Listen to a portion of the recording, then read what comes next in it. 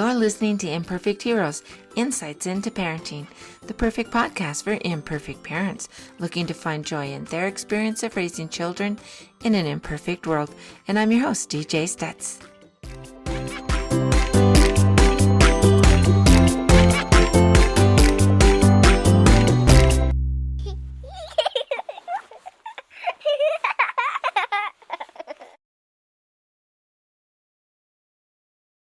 Hey everyone, thank you for joining us here on Imperfect Heroes, Insights into Parenting. And this month we are talking about self-discipline and how we engage that with our kiddos. How do we help them to think ahead and consider the consequences of their choices and move forward? So before we get started on that with my amazing guest, Ryann Watkin, I want to remind everyone that Imperfect Heroes podcast has been nominated for Outstanding Podcast in the Parenting, Family, and Kids category by the Women in Podcasting group. And so that's kind of fun. And so I'd love a vote from y'all. If you go down to the show notes, I'll have it right at the top of the show notes. You don't even have to scroll down. And the link will be there. And you only get one vote per person, although there are a lot of different other categories you can look at, but you can vote one per category, I guess is what we want to say. So give me a vote. Voting ends on October 1st. So get her done and we'll have fun with that. All right. Ryann Watkin, how exciting to have you here. And as we are talking about just this fun topic, and it kind of fits in with some of our past topics, like perseverance is part of self-discipline and being able to manage changes and transitions. We've already talked about kindness, and that's a big connection to self-discipline. And then next month, we're talking about bravery. Again, so self-discipline really feeds itself into so many areas of parenting, of our lives, of our kids' lives. And so, Ryann, let's start out with you telling us a little bit about yourself and your family and what you do. Hi, DJ. Thank you so much for having me on the Imperfect Heroes podcast. I am absolutely thrilled to be with you today. So, I am a mom of three. My kiddos are 2, 7, and 9, and they're all about to be 3, 8, and 10. And I'm just trying to freeze their ages because I can't believe I've got an almost 10-year-old. It's wild to me. It's cliche for a reason that it goes by really fast because it certainly does. And so when I became a mom almost a decade ago, I went through this sort of self-discovery journey and process. And motherhood was not innately easy for me. And on the contrary, it felt really, really hard, like the hardest thing I had ever done in my life. And so, much to my dismay, I had to really take a look at the way I was operating and the way I was showing up for myself and those around me. And that really led me into this, what we might call like a self awareness journey. And since then, I've decided to turn within and become more spiritually connected, become more aware of my past traumas and the things that I'm bringing to the table and how I operate. So I've been on kind of a healing journey the past decade, and that was really catalyzed by motherhood. And I'm a longtime educator. I've been in higher education as well as all the way down to preschool. And so I'm fascinated with childhood development. It was actually my minor in college. Before I even dreamed of becoming a mother, I found it fascinating learning about the different milestones, learning the way children progress and develop at their own pace. And so I'm just fascinated by families and childhood and what makes us tick. Wow, what a great journey that you're on. And really, I think it's the journey of most parents. I won't even silo it down into women, but I think that men go through that too as they become fathers, or at least good men and good women do. And so we really have to take the time and talking about self-discipline.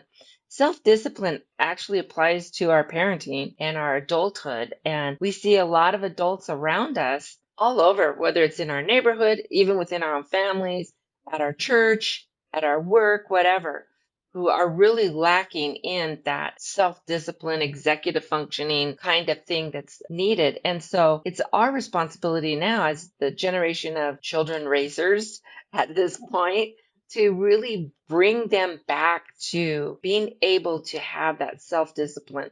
That's going to change our society hugely down the road as they get older and they are able to weigh a decision and to see, if I do this, what's going to happen? Or how is this going to affect my classroom, my friends, my family, the people that are around me? And as I've done my coaching and also in teaching kindergarten and some preschool, that's one of the things that I help the kids ask themselves as we are making decisions was, what's the best thing that could happen? What's the worst thing that could happen? And then how will this affect the people around me? And Mm. those were the three things we practiced. We'd have in our little morning group and we'd practice different scenarios to get us off during the day and to get them thinking about these important pieces that they're going to have to learn. But really looking at all of those things and then making your decision based on that. And I think we're in a society that very often does not encourage that. Yeah. I have to be me. I want to do this, but I want it. Okay, how are you going to get Mm. it? Instead of, Right. I'm going to buy it for you. Right. Yeah. Especially with technology on the rise, even with songs that we play or the few shows that we watch in my house, it is Hmm. looping on repeat and it's an automatic play and you can pull up any song you want. And most of us Hmm. here listening right now we know that that wasn't always like that. And so as technology progresses and our world gets more modernized, there's even more of that instantaneous, instant gratification, right? Hmm. And Yeah. as with anything, as we know, it's how we model ourselves, how we model that to our kids. And so it starts with us. And I love the word discipline because, as you know, it means to teach or to be a Right. teacher. Yeah. Right. So it's really relevant. I love talking about the natural consequences of our actions. If we leave a wet towel on the floor, what might happen, right? So I love that morning meeting that you had. What's the best that could happen? What's the worst? And how will this affect others? That's such a great question for us to be asking ourselves first. And then, of course, our kids. Hmm. And I think too, I talk about this all the time. This is one of my main things is weekly family meetings. And so when you can have a chance to, have some fun, have some popcorn, have whatever, play some games as your children get a little older, toddler isn't going to be able to do it, but a kindergartner can look at what's our week look like? What do we have coming up? A 4-year-old can do that. And so, okay, we have dance lesson on this day and grandma's coming on this day and whatever it is so they can see what's going on. But also, I use that time to let the kiddos practice making a decision, practice. Oh, I wanted that toy and my brother has it. How am I going to work that out? Or my sister came and wanted to use my toy and I'm not done. I'm not ready to give it up yet. How are we going to work those things out? And if they have time to practice it, it's just like anything else, whether it's learning to ride a bike, learning to play football, learning to dance, whatever, even academics. We learn all of these things by practicing. So these other skills, the self-discipline skills, are no different. And I love the idea of giving them that chance to practice asking those three questions as they're making a decision. Right. And one of the things I find myself often saying in our house is we're not very good problem solvers when we're angry Yeah. or mad or frustrated or sad. So for us, it comes down to how can we get calm and then what could be a potential solution here. So that brings a little bit of the emotional regulation piece into it, which I know you talk a lot about, DJ. So even just saying, well, usually when we're angry, we're not very good at figuring out solutions. So what do we need to do before we Hmm. even start the solution process?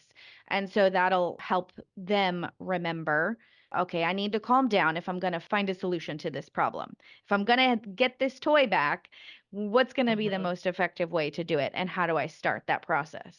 And in fact, I think you brought up such an important point that sometimes when our kids are in the middle of blah, right, and they're having their whatever breakdown or whatever's going on inside of them, when they're so riled up, you're so right.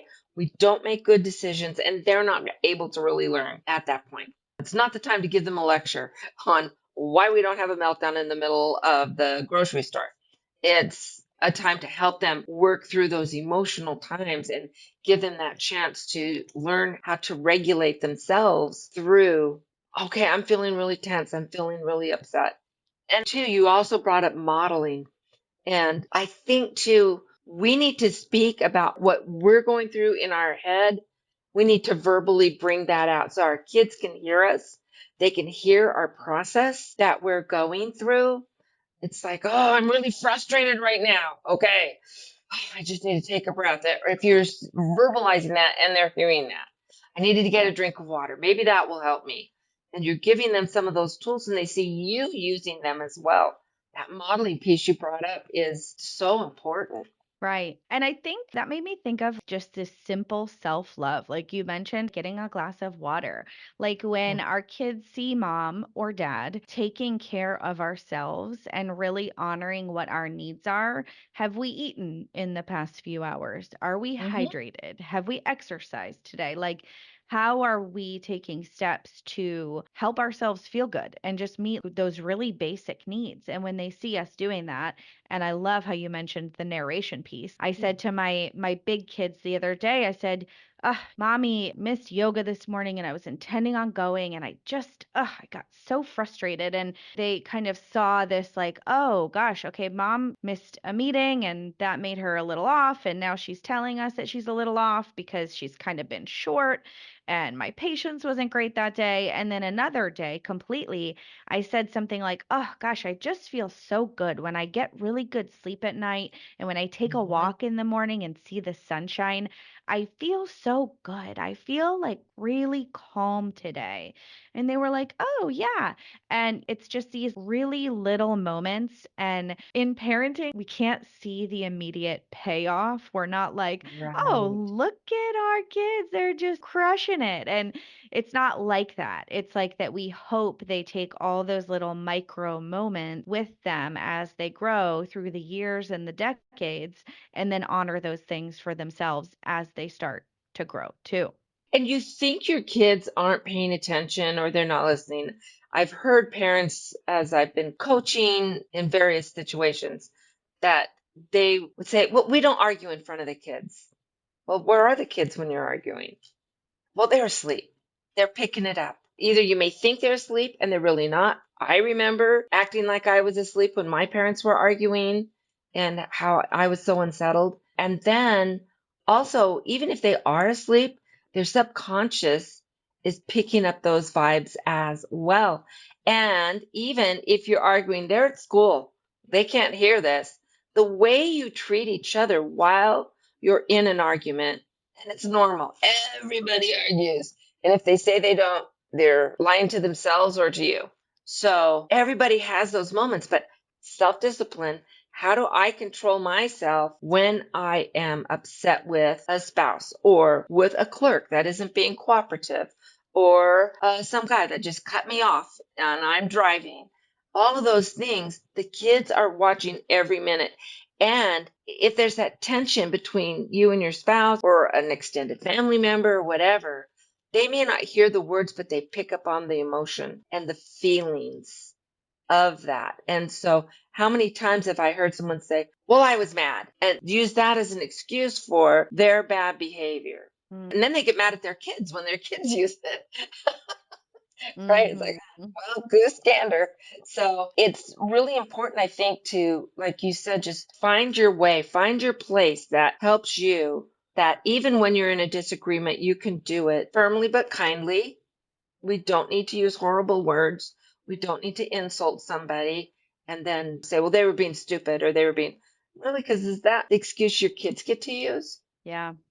I heard somebody say the other day, DJ, that parenting is the number one personal development program out there. And I was like, oh my, isn't that the truth? Because if we yell at this person who cut us off in traffic, traffic is a really good, Mhm. relevant example for me because I live in South Florida, which is a very populated and busy area. And so if I say something like, "Oh, you jerk," to somebody on the road, And then our wonderful children, who are sponges, are Hmm. mirroring that back to us. And we'll go, wait, where did that word come from? And it's something that we might not even remember doing because it can be automatic. These reactions that we have, these emotional addictions, for lack of a better word, like we can be Right. addicted to that feeling of frustration and that resentment. Like we can really get caught up in that. So it is Mhm. such a beautiful, again, invitation to look in the mirror and how am I contributing to what we might be calling misbehavior in our children or them lashing out? Like, how have I contributed to this? How am I showing them that this is how we do things in our house? And when we can shift our own behavior, when we can really have that discipline to take a pause, there's power in the Mhm. pause. Take a pause. Maybe we want to say a bad word. We want to lash out at our husbands or our partners for leaving a sock on the floor, like whatever it might be. We can take a minute, or really, it's just like a second, like take a beat and breathe and then make a good choice. And then Mhm. our kids, after time after time after time, will hopefully start to do that and pick up on it on their own. Yeah, for sure. And two, I think if you want to kind of gauge yourself on how I'm doing as the adult in the room, listen to your kids and see what they're doing. I mentioned this in a podcast just a couple weeks ago, but my mom, when I became a mom, my mom gave me this advice and she said, if you want to know how you're doing as a mom, watch your kids when they play with their toys, with their dolls, with their whatever, and how they talk to their toys and their dolls or whatever, and even friends. But man, is that so true. It may not be how you see yourself, but it's definitely how they see you. It's funny. I was at the grocery store, this is maybe a year ago now, and I'm waiting in one line, and there's a mom and a daughter in the line next to me. And I'm always watching kids. If there's a child, that's where my focus is because I'm just drawn there. And so I'm watching this little girl and her mom, and there was a older lady in front of them, and she didn't have that much, but it was taking forever. Everything was an issue for her. And finally, I see this little girl. She looks like she's maybe 4, around there. Oh, come on. I just started laughing, but you could just hear her mother in that. But it was just so cute that they pick up on even the littlest good things and negative and neutral things. You'll hear so many things that they hear from home. So much. And I think too, I don't know who will resonate with this. I'm sure quite a few, but as I've aged and things have come out of my mouth, I've gone, where did that come from? Or, oh, I sound like my mother. Or it's so innate until we choose otherwise, right? Yeah. So, yeah. And gosh, I remember the first time I realized that my daughter was watching me like a hawk. This is my oldest child. And she was 4 months old doing tummy time on our Mm, bed. And I was kind of in the mirror and I was like, kind of like putting makeup on, feeling like this new mom, like, oh gosh, I just don't feel like myself. And just trying to fake it till I make it kind of a thing and put some right. mascara on and let's see if that works. Right. Because damn, this is hard. And I just saw her with these big, bright eyes just staring at me. And I had a recognition in that moment. I will never forget the way she looked at me, the way I looked back at her, and I thought, she is drinking all of this in. This is being downloaded to her being. Mhm. And you talked about the energetics of the house. Energy is a thing. We have science to prove that energy is a thing now. So the way that we run our households, the way that we work, the way that we parent, the way that we are a spouse, it translates to our kids. And whether, like you said, that we're not fighting in front of them, or maybe it's not with them, they could be in another room, in another building, even at school, like your example, Mhm. and still feel what's going on. They're really intricately connected to us. They Yeah. come from us and they remain connected to us. So they pick it up, all of it. Yeah, they really do. And I think too, as we try to teach our kids, so there's the subliminal things that we wind up teaching, and then there's the overt things. And it's good for us to plan situations where our kids need to learn independence or learn how to manage a difficult situation, talk to an adult. I love the question, what do you want it to be? Such as your relationship with your siblings. What do you want it to be? And then what are you willing to do to get it there? So I have seen siblings that are so close and they play, and it's not like they get along all the time. That would be abnormal. But how do they manage even through those hard times? What are the kindnesses that they show to one another? And then have those conversations with them. My sister, la la la, la, and they're all upset. What would you like your relationship to be with your sister, your brother? And sometimes it might be, I want them to drop dead, but talk to them and let them see it doesn't have to be this way. I've seen situations where, and I'm an oldest, and I became somehow, I don't know how that happened, probably my mom, but very aware of my responsibility with these younger siblings. And my mom had her own mental health issues, bipolar. So when she was in the downs and wasn't, it became my responsibility to make sure that everyone was feeling loved. And that did become my responsibility. Not that I asked for it, it just is. And I'll talk to other kids who are oldest that you have more responsibility than you asked for, but it's just the way it is. So what are you going to do with it? What are you going to do with it? And asking them those kinds of questions where they've got to ponder and think through. Yeah, this stinks. So what are you going to do? I'd love to hear. Some things are hard.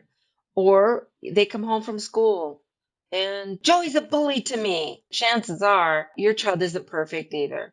And as a teacher, I can tell you, I had parents who would come and say, I don't want my child sitting by Joey. He's just bully. He comes home, he's complaining all the time. I'm like, your kid and Joey are best friends. They're always working to get together. I'll try to separate them and they'll find a way to be together. They're always together on the playground. Or sometimes my child's always getting hit. And I'm thinking, your kid hits more than any other child in the class. So you want to have full information, right? And you don't want to slough it off, but you want to ask questions like, wow, I wonder why that's happening. What are you going to do about it? That's right. Yeah. Yep. Then they have power. Yes, that's right. It reminds me of, you know, I think as a society, we have a lot of people walking around in kind of a victim mindset, and a lot of it is just unconscious. Mhm. And I witnessed different sibling dynamics in my kids, and I noticed that one is really comfortable playing the quote unquote victim, and one is really Mhm. comfortable playing kind of the aggressor.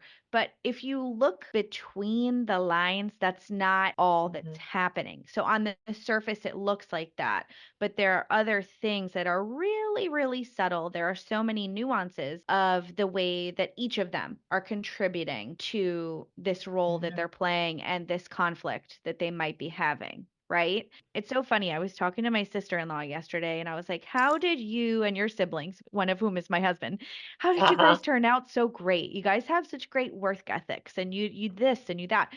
And she goes, "Well, my mom never put us on a pedestal. If we came home from school and we said, I got in a fight with so and so, she said, what part did you play in it?" Because she essentially was saying, I don't think my kid's perfect. And I would never say my kid would never do that because everybody is playing a part. I thought that was hilarious. I was like, Yes. wow. So there's something to that of not coddling and not bubble wrapping our kids. And conflict is okay. This is another thing I say in my house. Right. It's okay to disagree. It's not okay to hurt somebody. It's okay to not agree. It's okay to have conflict. We got to figure it out. We're not going to Yeah. punch each other to figure it out, but it's okay. You can disagree with people and you will be disagreeing with them your whole entire life. And so Mhm. this is just like the practice round. So you get to be an adult when you really need to deal with things proactively and respectfully. So right. And you brought up something that's like one of my favorite things.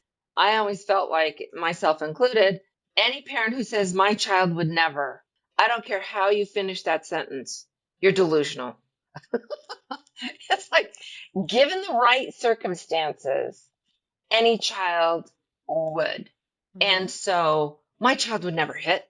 Yeah, your child hits. My child would never be a bully. Well, of all the bullying that's going on in the world, everyone's complained about people being bullied, right? Have you ever looked at your child and said, where is my child able to be the bully? It's Yep. possible. Or when you have to talk to a parent at a school or whatever, and your child has been a bully on the playground or in the classroom, and they come up with excuses as to why. Instead of let's listen in, let's talk about it, and then see where are the boundaries we need to uphold better. And maybe they were just getting tired of another kid pushing buttons, pushing buttons, pushing buttons Yeah. with kids that are difficult. I don't know that most of them, vast majority of them, don't even realize they're doing it, but I've seen it happen. And because that's kind of where I work and where my head is, and in evaluating those kinds of things. But at the same time, we need to give our kids the vision and the understanding of, yeah, this kid's pushing my buttons all the time. What are you going to do about it? Yep. How are you going to handle that? And there's a ton of ways that you can do that.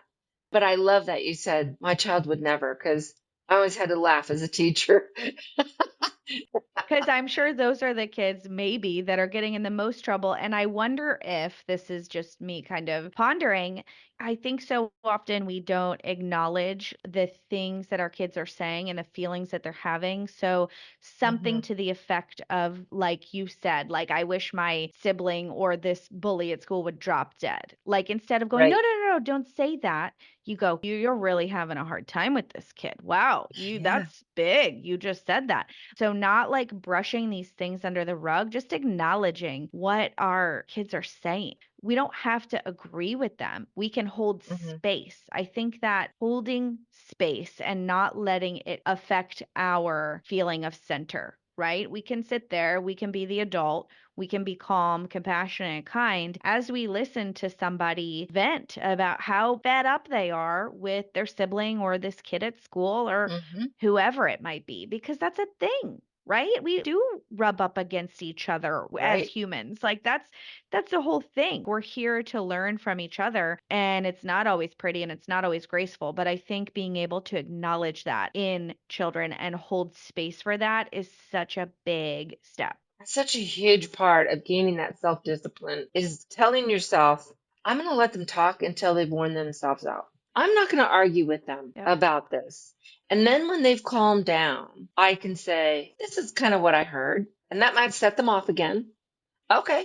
Let them talk until they're done. And then as they see, it's really interesting. So I've started, this was a surprise to me. So I've started working 2 days a week at one of our local elementaries, just working with some special needs kids and kind of the high flyers. And it's interesting to me that when I was talking to them about the parents of some of these kids, oh, we know where he gets it or she gets it, and the parent just flies off the handle and whatever. Well, in teaching in the inner city schools where I spent the vast majority of my educating time, I found that when people behave in that way, it's because they feel like they have to do that in order to be listened to. Yes. I am trying to get you to listen to me. And so when you sit back and you let them go, let them run off, and people get, oh, well, they used a bad word. They're dropping the F bomb or whatever. I am not a cursor. I gave that up many years ago, and it took many years to do it. So, oh, they can't use that word. It's like, well, okay, you can get all caught up in the word, or you can listen to what they're saying. And once they feel like I can trust this person to listen to me, everything starts coming down. Hmm. Everything starts coming down. And so that's another skill. Man, talk about self discipline though. Yeah. When they're saying stuff that's either personal, politics will do this, religion will do this, all of this Hmm. stuff. And so, but yet that's how we get to know someone the best. If Hmm. I know your politics and I know your religious beliefs, I know what motivates you in your decisions, in what's going on. And so now we're like, well, don't get to know that part about them. Then how do I know why they're doing the things they're doing? How can I respect them for what they're trying to accomplish? And so if we can give that to our kids to teach them, just don't argue. Just Yep. let them go. And you can either just walk away or you can listen and let them go and then start asking them questions. And if they can get that skill early on, man, what a change in their life that's going to bring. That's right. That's right. I learned how to listen just by baptism by fire through one Mm, of my education jobs. and I was an admissions counselor, and people would come Oof. in looking for these career changes and these different programs. And oftentimes they would just want to talk and talk and talk and tell me about their experience and all the things. And I really needed to be so present with them in listening to them so I could really understand Mhm. what was motivating them. Why do you want to come to college? Why is this? Many of them were adult learners. And so, why is this your next move? And so, I would sit there, and I don't recommend this to anyone, but I would bite the side of my cheek, and Oh. just so I would like, refrain from needing to say anything and letting this person Mhm. stand in their truth without it meaning anything about how I feel or what I believe or what I think is right. And so we Mhm. can translate that to our kids and for our kids. And listen, as adults, if we could do that, I mean, think about it. Right now, as this is airing, we're in the thick of this like election season, and our Mhm. country is divided. It seems like 50-50, right? And so Mhm. if we could truly listen to someone without needing them to be wrong, Yeah. like, and just respect that they have certain beliefs, different worldviews, different motivators, different life experiences, and let that be okay without that meaning that they Mhm. are insert expletive here, right? It doesn't have Right. to mean anything. We can still stand in our truth of who we are Mhm. without needing to change somebody else's truth. I mean, Right. this could be the biggest and greatest skill of all time. And my hope and my vision is that these kids who are coming up now into the next generation of future leaders, that they will have these skills, because I think more people are talking about this. More people are understanding that kids are learning not just at school, they're learning at home. They're learning more from home probably than any other environment. And so Right. I think more parents are waking up to there's a different way. I can be present. I can be compassionate. I don't Mm. have to put the hammer down because I'm the big person and this is the little person and I need to show Yeah. them who's boss, right? We're entering a different paradigm, I think. And so my vision for the future is that we will have a happier society. And who doesn't want that, right? Yeah. There was a song, oh gosh, I mean, I was in high school, so pterodactyls were flying in the air and all of this was going on. But there was a song about the hand that rocks the cradle. And it was just about how the power of a parent, and this song I think was more about the mom, but the power that's there to change the world, to make society and our whole experience on this earth better. And there's so much power in us as parents. If we're frustrated with the way of the world, we can do something about it. It's just not going to change the world tomorrow, but we're setting it for down the road for having a better society, kinder society, a society that cares about one another. And we don't need people to mandate that we do this or that. But it's our nature to look at these issues and find a way to solve them without people telling us you have to do it this way or that way. So Yeah. I love it. Okay. Oh, I wish we had more time. But so, Ryan, tell us more about how our followers can get in touch with you and what they can look for from you. Yes, absolutely. So I am the host of the Raising Wild Hearts podcast, and I believe that we can change the world by starting at home, just like you said, DJ. And so that is my mission. I'm just spreading out the small ripple effect, and I really delve into this intersection of motherhood, spirituality, and psychology. So where those all inevitably kind of meet in the middle. I That's my passion, and I love having really impactful and deep conversations just like this one. I think it's so important for us as parents and just as humans, period, to be filling ourselves with inspiring material, filling ourselves with material that will help us take integrated and inspired action in our daily lives, even if we just change one tiny thing. So, yes, that is my podcast. You can find me on Apple Podcasts and Spotify, and then all the other ones too. And then I'm not on Instagram too much these days, but I did just post that story about my baby looking at me when I was 4 months old. And so Oh, that's the most recent post on there. And as I get into a little bit more of a groove, with the new school schedule and all of that, I'll be on there more. So go check me out there. Oh, Ray, yes. And you mentioned this before, and I kind of wanted to bring it in, that spirituality component that's there. And I know in December we're talking about spirituality on our podcast, but I do believe that that is a key. And I don't, however you find that spirituality and find that relationship with God and find your way to make it work for you and your family. But I'm so glad that you're bringing that in as part of the equation because it is a key part of the equation.